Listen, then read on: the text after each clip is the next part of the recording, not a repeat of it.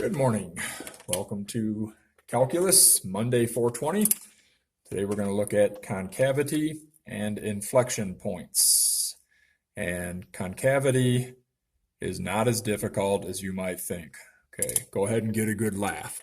But if I make my fingers like that, that's concave up. See, it's going up. If I put my fingers like that, that's concave down. All right, that's all it is. So anyway, describe the behavior of the slope of the tangent line on the interval negative infinity to negative 2. We'll realize negative infinity is coming from here, and we're stopping right there at negative 2. Describe the behavior of the slope. Well, look at the slope. Anywhere way out here, okay, forever and ever and ever, the slopes are always positive, right? And look what they're approaching when you get to negative 2. They're approaching a slope of 0, which means if you're approaching 0 and you're positive, think about a number line. Okay, if I'm positive 3 and I'm approaching 0, what's my slope doing? It's getting smaller. So look at my answer down here. It's positive. The slopes are positive. They're approaching 0. Therefore, they're getting smaller. And it's concave down on the interval from negative infinity to negative 2. In other words, everything here is, if I finish this out right there, you can see it's looking downward right there. So concave down on that interval. Now it's also concave down there, but that's coming up on the next question. All right, let's see if you can answer this one. Pause the video. Okay, let's see what the question is. Use the following graph, describe the behavior from negative 2 to positive 1. All right, now this one's a little tricky. It starts out being 0 at negative 2, right? Okay, and then it starts going downward, which means it's negative. So we can say, answer, it's negative. It's moving away from 0. Interesting. That means it's going towards negative 1, negative 2, negative 3. It's getting further and further away from 0 until it hits some certain point that we call an inflection point. Okay, so it's always negative, moving away from 0. Right there in the middle somewhere, looks like maybe negative 1. Looks like, because that's the point of our lesson today. We're going to figure out what that exact point, inflection point is. Right at negative 1, it starts to go back. It's still negative, but it's starting to go back towards 0. See, it's moving away from 0 at first. Starting out being 0, going negative, moving away from 0, okay, towards negative 5, negative 4, etc., hitting some point where it's negative still, but then it starts to come back towards 0. See? Coming back, so it's going away from 0, negative, coming back towards 0. So it's getting smaller at first. At some point, the inflection point, the slopes move back towards 0, all the while remaining negative. So they start getting larger. Think about it. If you're at negative 5 and you're going to negative 4, negative 3, negative 2, going back towards 0, your slope is getting larger. Now, we say it's concave down from negative 2 just to that inflection point. You can see it's going down, down, down, down, down, down, down. Somewhere right in the middle there, the inflection point. Now it's concave up, okay, from there to 1, okay. Concave down from negative 2 to the inflection point, but concave up from the inflection point to positive 1. Now it's going to be up on that part right there, from the inflection point to 1. Okay, see if you can do this one. Pause the video now that you're getting a little bit better. Okay, positive and increasing. Let's see. We want the behavior of the slope of the tangent line from 1 to infinity. Okay, so from 1 right here, it's starting out being 0, and it's positive going up. Okay, so it's increasing because it's a positive slope. It's kind of like right there's maybe a slope of 1/2. There's a slope of 1. There's a slope now of 2. There's a slope now of 3, up 3 over 1 or something. Okay, so it's a positive slope, and it's increasing, getting larger, and it's concave up on the interval from 1 to infinity. Now you might say, well, isn't it concave up from that inflection point too? Yeah, we said that already. We said that in the last one. From the inflection point there to 1, it's also concave up. But from 1 to infinity, it's concave up. That's what they were saying is, what's the behavior from 1 to infinity. All right, for your notes, if the derivative, the slope of the tangent line, is increasing, the graph is concave up on that interval. Pause the video, copy that down. Welcome back. Okay, that makes sense. If it's increasing, is that what it said? If it's increasing, then it's concave up. That's right. If I'm going starting at 0, and now I have a slope of a half, now a slope of 1, now a slope of 2, now a slope of 3, then it's obviously the graph is concave up on that interval. What do you think the next note's going to say? Just the opposite. Copy that. Pause the video. If it's decreasing, it's concave down. Again, makes sense. We know it's concave down from here to that inflection point, and all of these slopes, okay, are getting smaller and smaller and smaller and smaller. Then they start coming back to 0, right? So if you're going smaller, you're going away from 0 towards negative numbers, and then you start coming back to 0, you're getting larger. Okay. All right. Now, an inflection point is where the concavity changes. So somewhere in there was our only change in this case. All right. We're now going to learn the process for determining concavity without the use of a graph. I highly recommend you copy each step. It can get very confusing very fast. So for the sake of time, I'm going to go through it at a certain pace, but you should be pausing the video if you're getting confused and re-looking at it. All right. Determine the intervals on which the following function is concave up or concave down. Now, some of you might just say, well, Mr. Eisenberg, we can just graph this. It's to the 4th power. It's probably going to look like a W. That's what to the probably. So we know somewhere, there's inflection points here, inflection points there, blah, blah, blah. Well, you got to find the exact one. You can't just look at it. Okay. And so this is you can't just estimate it. In other words, you're finding the exact point where you have that concavity changing. So here's for your notes. The second derivative is a test we use for determining concavity. I'm not going to show you how to do the first and second derivative. I'm going to give you the answers. You've done this enough in class. I know you can do it. But email me if you can't get these answers. All right. Pause the video and determine the second derivative of f right here. All right, go. Welcome back. The second derivative should have been, for 3x to the 4th, all that right there, 36x squared minus 24x minus 12. I've already tested these, so that should be your answer. If you don't get it, please email me. I'll show you how, but for the sake of time. Step 2, are you copying this down? Please. Solve the second derivative for 0. And these are candidates for the inflection point. So remember, like I said earlier, when you're looking at a graph, you can say, well, I know it's decreasing here, okay, approaching 0. So at that point, I know that it's decreasing. Okay, that's fine. But when it's going back up and it's increasing, at some point it changes. Okay, and it starts to go towards 0 again.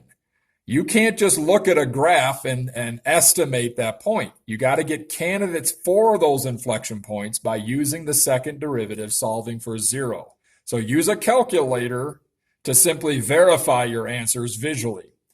Now, were these your candidates for the inflection points? Okay, if you didn't solve it for 0 and get that, I'm going to run you through it real quick. Set the second derivative equal to 0 and solve it. There's a 12 that appears in all. 3x squared minus 2x minus 1. Don't get going too fast, Mr. Eisenberg. All right. So that's 36x squared, 24x, and minus 12. The 12 is not going to matter. Divide it out. It's still going to be 0 without the 12. So you have 3x squared minus 2x minus 1. Factor. I told you guys for the past 3 years, you're going to have to know how to factor, like it or not. It's got to be 3x and x, okay? This has to be 1 and 1. So just do a little mental math here. You need a -2. I need -3 and plus 1. That'll give me -3x plus 1, -2x. Set those equal to 0 so that each factor now is set equal to 0. All right, so each factor. So 3x plus 1 equal to 0. x minus 1 equal to 0. Add 1 to both sides. There's one answer. Subtract 1. Subtract 1. 3x equals negative 1. And there's your x is negative 1/3. So your two solutions, 1 and negative 1/3. What are they? Candidates for the inflection point. Step 3. Plot these potential inflection points by substituting them into the original equation. Now, it's not beyond your ability to put 1 in for x up here and figure out the output. It's not beyond your ability to put negative 1/3 in for x. So I'm not going to do it for you. Put it into your calculator at this time. Pause the video. You should have got 6 and negative 3.481. Okay, now if you round it a little bit differently than me, change yours to negative 3.481 just to be consistent with mine. Now it says plot them into the original equation, which we did. So I'm sorry. Plotting them means we're going to graph them. So here's a quick little graph. Pause the video and make a graph like this, please. So in other words, there's 1, 6. And there's the point, negative 1/3 and negative 3.481. Okay, got that. Now, you're going to test values. Copy that down, step 4, because you need these steps for doing your homework, okay? Test x values to the left and right of your potential inflection points, but test them in the second derivative formula. Okay, so to the left, for instance, here's a potential inflection point, right? To the left, I can get negative 1. That's an easy number to plug into this second derivative formula. Now, to the right of negative 3, I can just use 0. That's another easy number to put in to get the output for the second derivative. And then here's another number. To the right or left of that, I've already used 0, okay, for that 1. So to the left, or to the right rather, let me say that again. To the left, 0, which I've already used. To the right, use 2, an easy number to put into the second derivative. Pause the video and work those out. Okay, you should have got 48, negative 12, and 84. 48, negative 12, and 84. If you didn't, email me. All right, now, copy this. You need to have that information. Copy it down now. Pause the video. Welcome back. Copy this chart and fill in the missing pieces, which we already know. Pause the video. Okay, now, f negative 1/3, we already did that. It's 0, and 1 is 0. I don't get it. Okay, hang on. Look. When you solved and got 1 and negative 1/3, what did you find? You found the zeros of the second derivative. The zeros are the x values that make y equal to 0. Okay? Watch that again if you don't follow me. But when you found negative 1/3, it makes the output 0. Okay? When you put negative 1 in, you got what? 48. When you put 0 in, you got negative 12. And when you put 2 in, you got 84. All right, so let's look at this. There's our chart right now. Step 5, determine the intervals of concavity based on this chart that you wrote down already. Here we go. If the second derivative is greater than 0, right there, the second derivative, that's greater than 0, the graph is concave up on that interval. So in other words, everything beyond to the left of the negative 1/3 is going to be concave up, like that.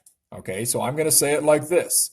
From negative infinity to negative 1/3, we are concave up.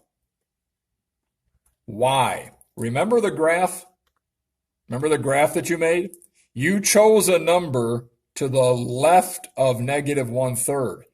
any number to the left forever, okay, will always give you something positive.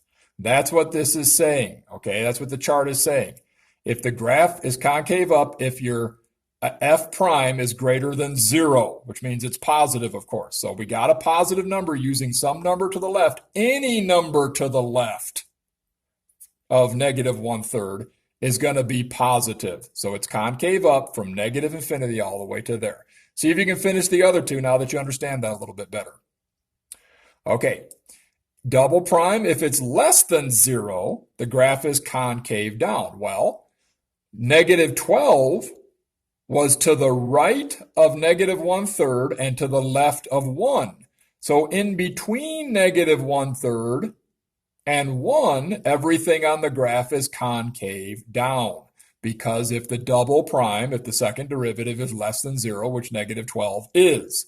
So we're going to say concave down. Now be careful on this one because it's not infinity, right? It's concave down on everything from negative 1/3 all the way to 1, right? Because at 1, we hit 0 again. Okay, so everything in between negative 1/3 and 1 is going to have a negative second derivative, every number that you use.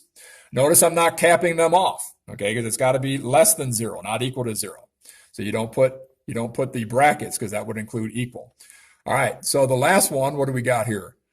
From 1, everything's positive to infinity, like that, that's concave up because you're back to this. If it's greater than 0, the double prime is greater than 0, it's concave up on the interval. So I'm just going to write up here, concave up on 1 to infinity. All right, now candidates will indeed be inflection points if you change at those signs. Where did you change at the signs? Negative 1/3 and 1. What do you mean the signs? Well, the sign's negative. Negative, negative, negative, negative until you hit that. Now it's 0. So everything changes a sign now, and we start getting positive numbers there. Okay, we get a positive double prime. All right, that's what I mean by changing the sign.